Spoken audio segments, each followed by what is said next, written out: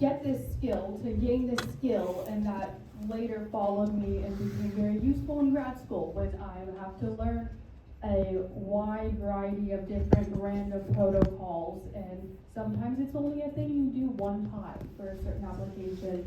So I feel like that experience was tough in the moment, but I learned from it, and it really helped me get where I am now.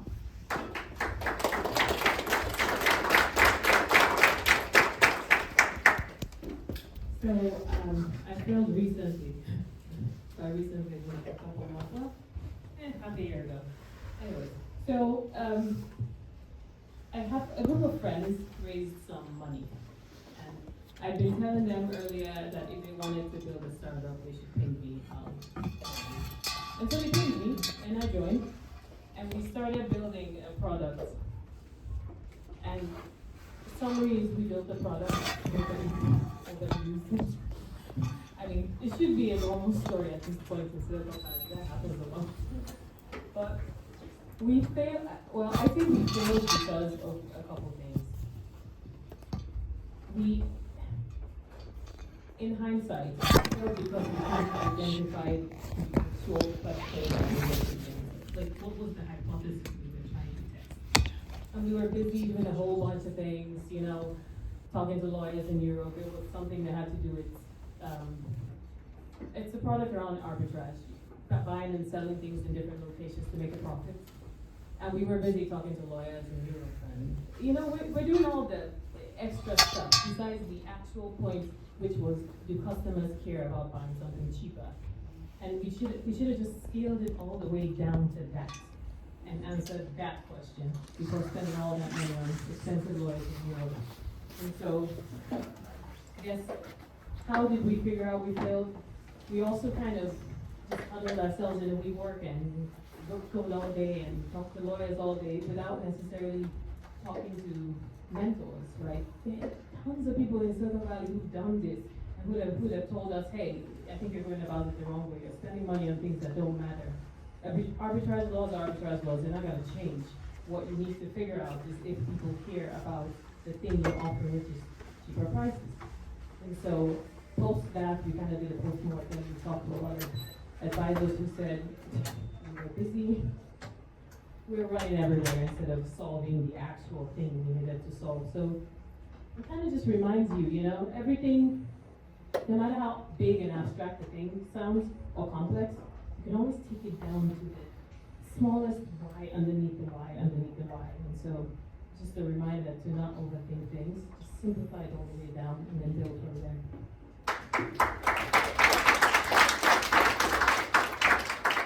And also to be not scared of it. So I have so many, but I picked the most embarrassing one to share here. I worked on a very exciting, challenging project years back where I was responsible to get the certification done of this gateway with capability server. And I have done that. We as a team have done that multiple times. I had been a part of it before. So I kind of assumed things were tested with not much feedback from the test team. I assumed it's working. Got busy in my other activities, integrating code from top vendors, and the week of certification, I flew to AT&T Middletown, New Jersey. The first test I do is that three-way calling conference, nothing works, and I panicked. I almost was about to ask for a reschedule, but then someone reminded me, oh, this will also push the shipping schedule, and you'll be famous when you come back. So I just buckled up, asked for help, worked with my team in California, worked at PST, EST, all kinds of time zones, requested the customer, AT&T was our customer, to keep the lab open so I can work at all hours. And of course, I was already famous by then. And they let me work all night, all day, 5 days. I finished the interrupt testing, but this was a learning experience that no management class would have taught me. I was embarrassed, but I took it as an opportunity to learn and grow. I have to face the same people back again when I came here. So that was a lesson, and I learned to prioritize communication, consistent and clear communication with the test team all throughout the development cycle, not assume anything, to see the test plan before I go out and put myself in front of a customer like this. Even though we got the certification, this kind of taught me to raise concerns much before the problem becomes big hurt. So this is not just, I mean, no matter how embarrassing failures are, I would say the more failures, the more you learn. So failures have been my biggest teacher outside of school. Once you're out of school, you won't have teachers to handhold you and help you learn. So failures will be your biggest teachers. So don't get scared, get back up on that horse and ride again.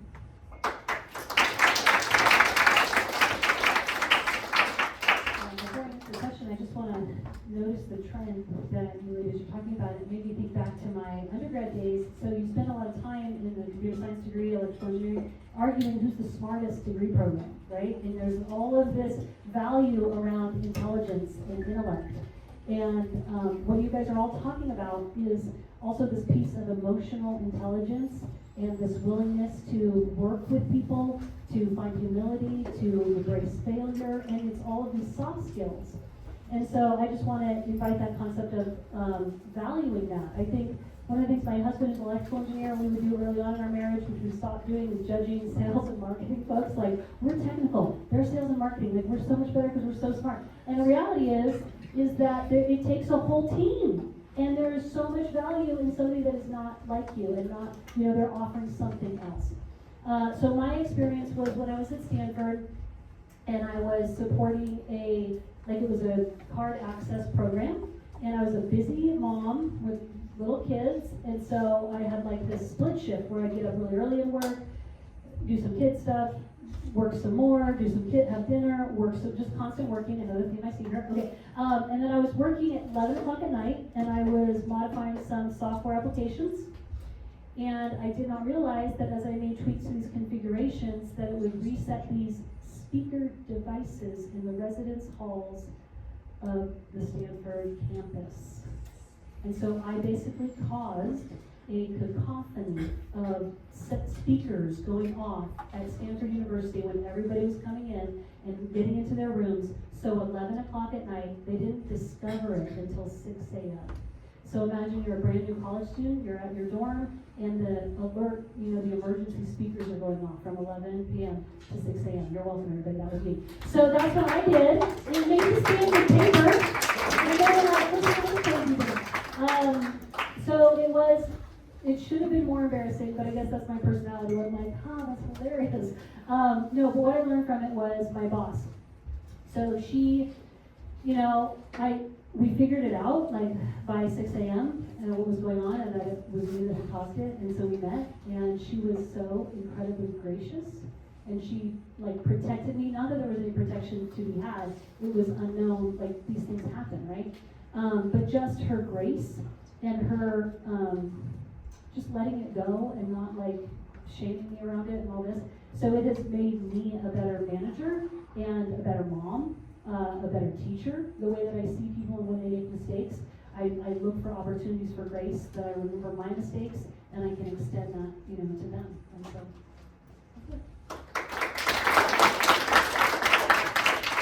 Yeah, almost some great answers. Have you ever experienced imposter syndrome or bias before? And if so, how did you handle it? I think I'm going to talk about bias. Imposter syndrome, I have a lot of acceptance for that, and so I feel like I've come to terms with all the gaps, and so I don't necessarily have imposter syndrome. I instead tell people, this is it, you got rush hours, this is as good as it gets. So I've got a little bit more acceptance around that, but the bias I'm going to talk about. So one of my goals working in IT, because I would go and I would help students, I would help professors at Stanford, I would help department chairs, I would help high-level administrators, registrars, etc. at Stanford. And I would just watch my peers and I would see how they would engage, and there was just so much, I'm gonna say, arrogance around being like, I know how to do this, I'm in IT and I can solve these problems for you. And I myself was received that, on the receiving end of that. And so that, this idea that in order to be in IT, you have to know all the answers, or if you're a STEM professional, you have to know all the answers. And, you know, I'm better than you because I either went to a different school or got better grades or whatever it was. And so for me, just being able to witness that and experience that, it kind of gave me this idea that I didn't want to treat people that way. I didn't want people to experience me that way. And so kindness, grace, and expecting the best of people is how I kind of navigated any sort of bias that I experienced through my profession.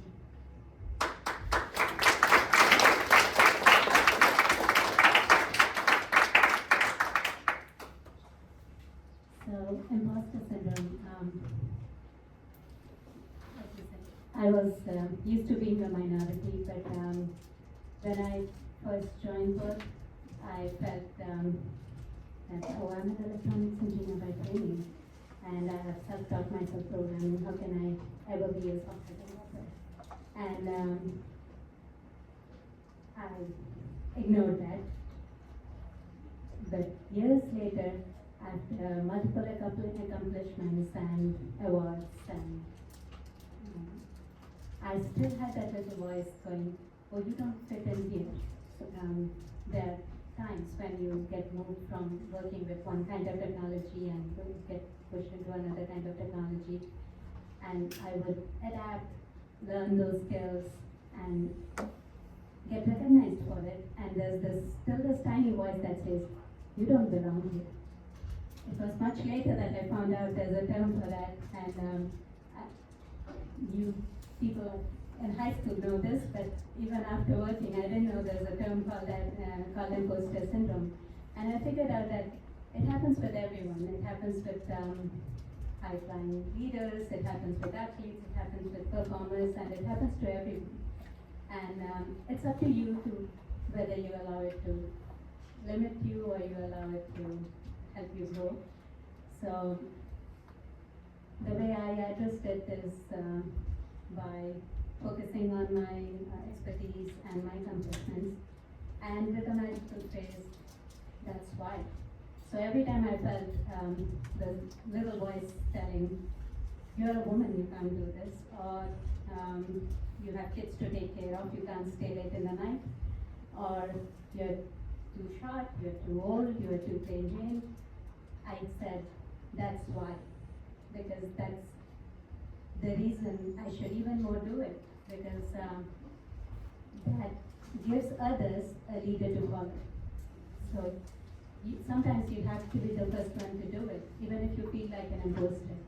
So I've felt it at multiple times. This is not only when you start working, only when you get into STEM, or only when you every time you move to a new project, every time you move to a new technology, you spend time mastering that skill, and there's always be that small voice that says, you'll be found out. Well, there's nothing to be found out, because everyone is new, everyone is learning. Just embrace it and move ahead.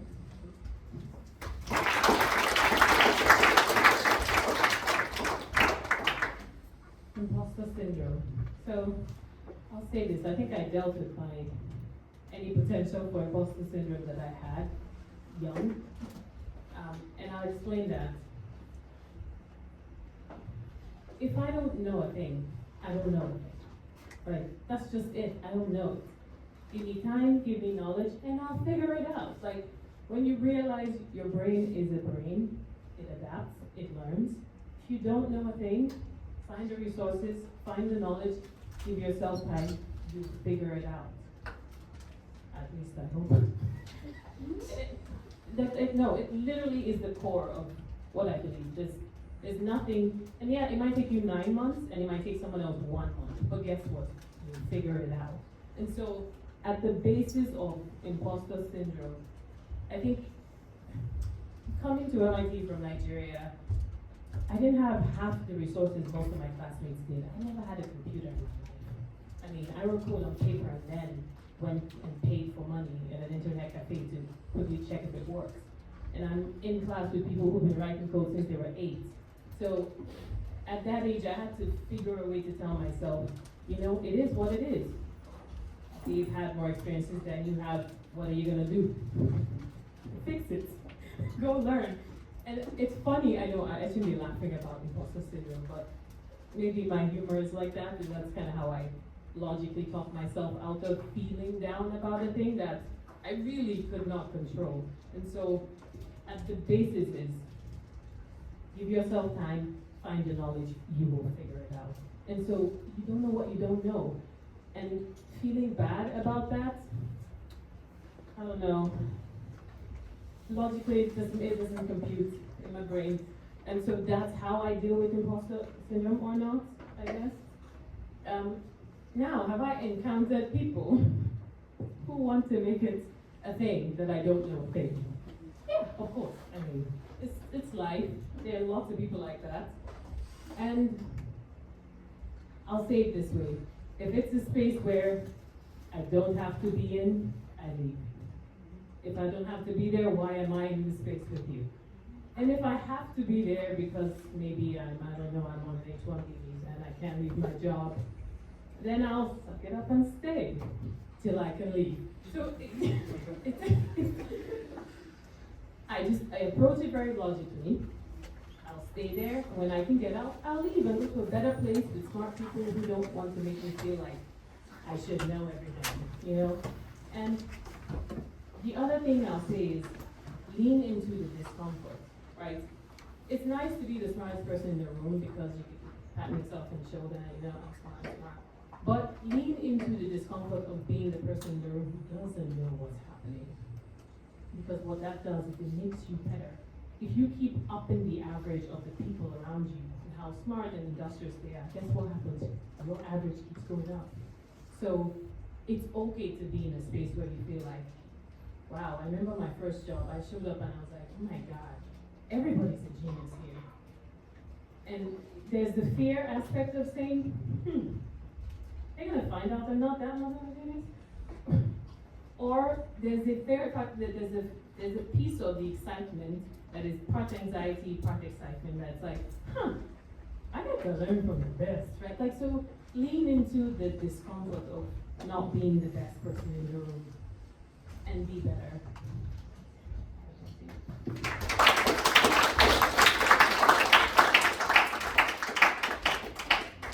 So imposter syndrome is really the talk of the town in grad school right now. I must say that. We have events with speakers that come and talk about it and help coach you to get through it. So it's definitely a common thing. Ask any grad student if they have imposter syndrome, they'll give you a resounding yes, I do. So it's kind of part of grad school, unfortunately, because people often compare themselves to others and they're always thinking about how they can better themselves so they can get that job that they want. So it's a comparison trap. What I will say is, in order to get past imposter syndrome, which I probably still actively struggle with, as I before you, I lean on my support system. So that's going to be really close friends, some mentors within my space and academia, and also, of course, I'm going to lean on my family, and most importantly, what I have to do is I have to ground myself and go back to God and be grounded in the faith. That's what really can get me past imposter syndrome, and simply I have to just look back and realize that I'm going to be okay. And I'm here for a reason, I have a purpose, I will be used. So that's how I move past imposter syndrome.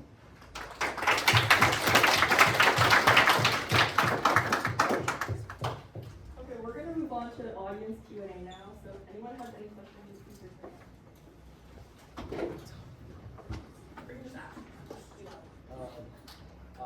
However, you make a dope. I can't read the screen.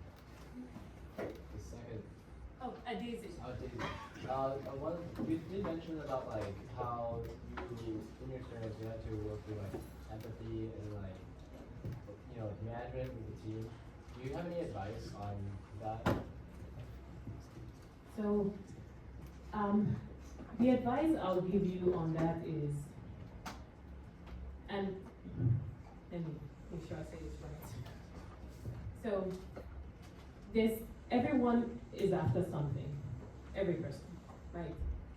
And at least the way I see it is, if I can connect to what it is you want, and I can offer you, or at least give you make you believe I can get you what you want, you're more likely to participate.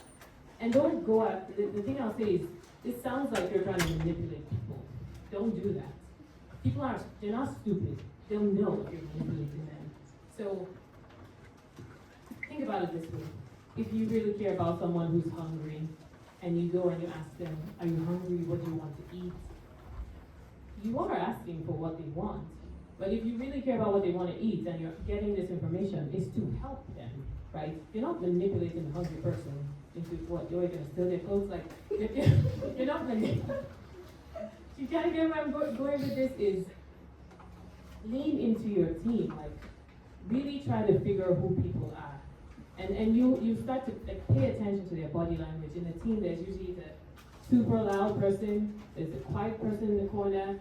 You have to like, you become very good at watching for cues, just who they are, what they care about, how they respond when someone says something. Do they snark? Do they turn away and like this guy's always talking? Like, the one key thing I'll say is get curious about people around you, and if you're curious about who they are, what they care about, next thing you know, you'll be able to lean in and have them be a part of actually being the team. So get curious, and you might not care deeply when you start, but hey, fake it till you make it. It's like, after a while you start to care. I mean, you can't like show up every time and ask all of these questions and then remain unchanged. What are you, a robot? Like, so you will start to care, and so just lean in and be curious.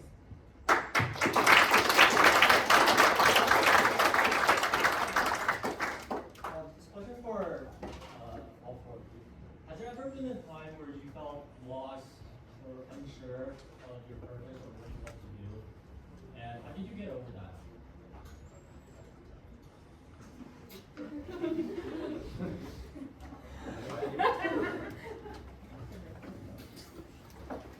So I'll say that I'm never sure what I'm doing exactly, like specifically and exactly. So one of the things that I do kind of is to, even like I think of you guys looking at colleges and stuff, and there's requirements to get into UCs. I've kind of always had this pattern of responding to the best, putting myself in the best situation so that at the moment I have to make the decision, all my T's are crossed and my I's are dotted. If I've met all the requirements of all the schools and I get there, then I have a little bit more flexibility to figure out where I'm going to actually go. And so in my uncertainty and through prayer, it's been how can I set myself, my future self up in the best possible way? Because we can't tell the future and we don't know. And even today, like even right now, I'm not going, I'm 47, and I'm not going to stay, like I'm not gonna like start marking time. I'm gonna be trying to do amazing things for the next 47 years, right? And who knows, who knows where I'll be in 47 years. And so it's just a constant preparation of that growth that I value in myself, that I appreciate, that I enjoy. And so really just setting my future self up for options. I would say that's how I would answer that question.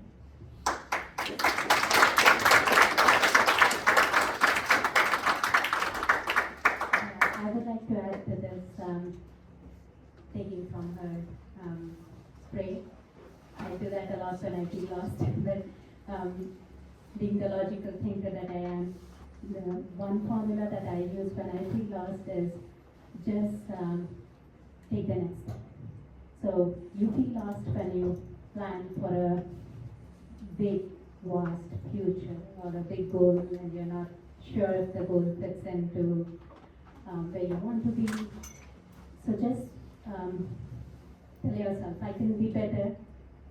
I'll make this next step better. Let's say academically, I'll make my grades better.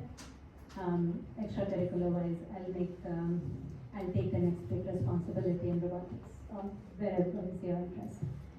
So just take those baby steps and break down a big uncertain goal in your mind into smaller baby steps. That's how you deal with basically break it till you break it and what did they say, divide and conquer.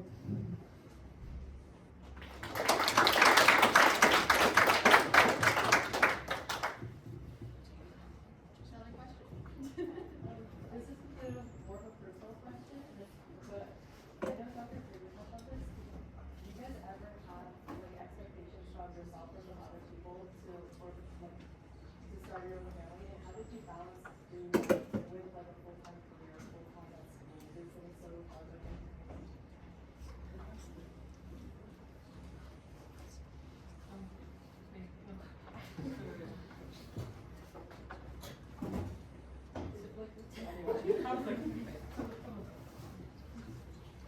So, is this coming from a woman's perspective of expectations to contribute more towards the family or unfairly towards the family? I feel that it's two ways, in the sense there'll always be expectations. You expect from the other person and the other person expects from you. The society expects from you and you expect from the society as well. So, having raised two kids, what I have seen is that every time there's unrealistic expectations, there's bound to be conflict. I won't ask you to keep the expectation low, keep expecting. That's the way to dream. And but what I would say is it's not gender specific. This is where I come and to what someone said. One's gender should not be of any consequence except in private spaces like the restroom. It should not matter whether you are a man or a woman in workplace or your career. When brains, what we are thinking about, or when work efficiency skills go, as far as that goes, as far as expectations related to that go, and like you said, family, your family takes two. So when expectations are not specific to your gender, you don't have to feel the pressure. And I know, being a woman, we feel a lot of pressure about what society expects for us. We take the unfair share of burden, and I'm sure all of us here who have a family and have kids have gone through this. There's a lion's share of expectations that the woman will contribute more or take the bigger share of the load. At that moment, I always think, I'm a human first, and my career and my brain is not where I'm gender specific. Your gender is of consequence, only in those two cases. Everywhere else, you're just a human with as much right to follow your passion, your interest, and build a full-fledged career, live your life fully. Don't come under expectations and pressures. It's two-way always. So as long as you remember that, you'll be fine. You're a human first and a woman first.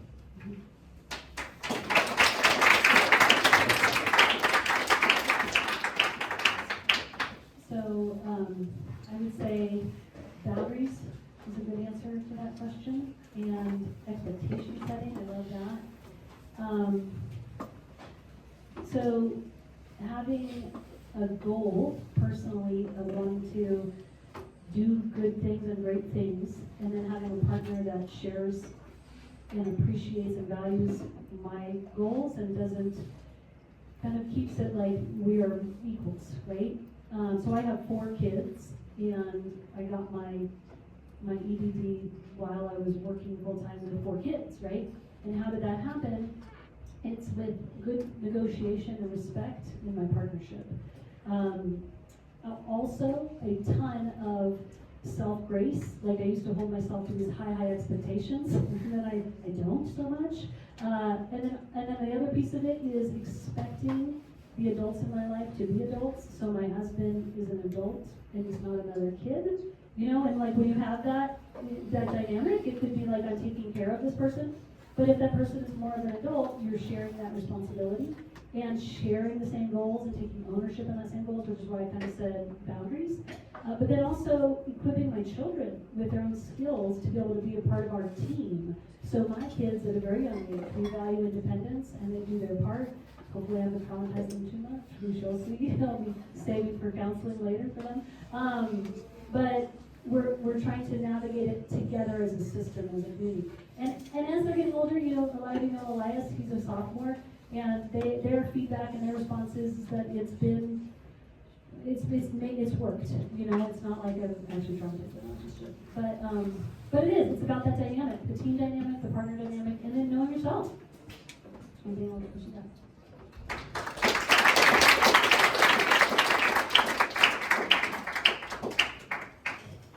Real quick, kind of to start, I think the beginning, the important part of that is first figure out who you are and what you want out of you. Then figure out what kind of partner would be good for that. Because if you don't figure out what you are, then you're a partner, and then you're in a marriage, now you're correcting as opposed to building from a good foundation.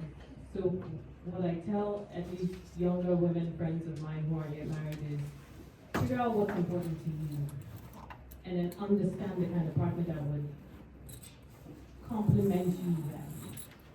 And when you start to date, address those issues. I'm a big fan of front loading the issues. Let us sort this out. Let's figure out how we operate and then we can move forward. And so be intentional, right? Like, I know it's easy to be in La La Land and just enjoy the relationship, and your relationship is so much better when it's smoothly running. And you don't get to smooth running things without being intentional about what you're, like everyone said, please have them, what's the word? Expectations. You should have expectations. Please, if you take nothing else, have expectations. Because you're human and nobody should treat you anyhow. So please have expectations, communicate those expectations, figure out how to meet in the middle. But first figure out who you are and make sure that you're very intentional about voicing what's important to you and working it out.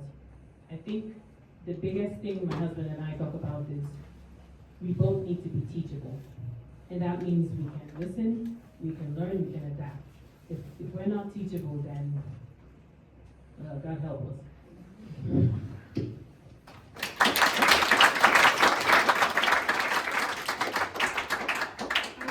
I didn't have to deal with any pressure or expectations from my family, thankfully. They were pretty chill with what I decided to do in my life. And I knew that eventually I'd want a family one day, but I wasn't too focused on having kids. So it was really easy for me to hop into this 5-year commitment of grad school after 4 years of getting my bachelor's, but now it's hit me that I want children. So thankfully I'm later on in my graduate journey, so I don't have to suffer too long, as I like to say. But I had a good support system to help me out, and my husband, who's back there, trusted that one day I would want children, and that did come true, praise God. But so yeah, I didn't have any pressures, thankfully, but I know that is a real thing for a lot of people. So just be clear with your boundaries and remember that you're a human who you're talking to is a human too. So conflict resolution is a really big thing that you're going to develop a skill in that area along the way.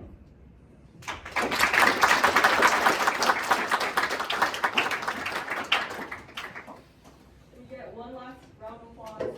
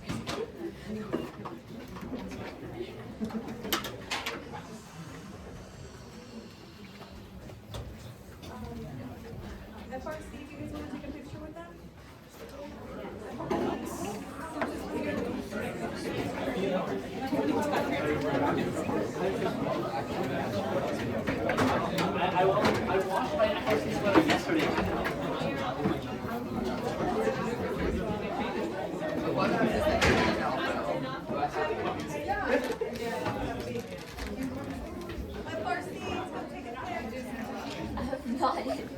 I just like pushed you into the room. So, Amir Oh, Bobby did tell you. I was walking, and then I saw like everyone, so I was like walking to the door, and I was debating to like whether I wanted, and then like right as I was pulling up, you're like, oh, here you go.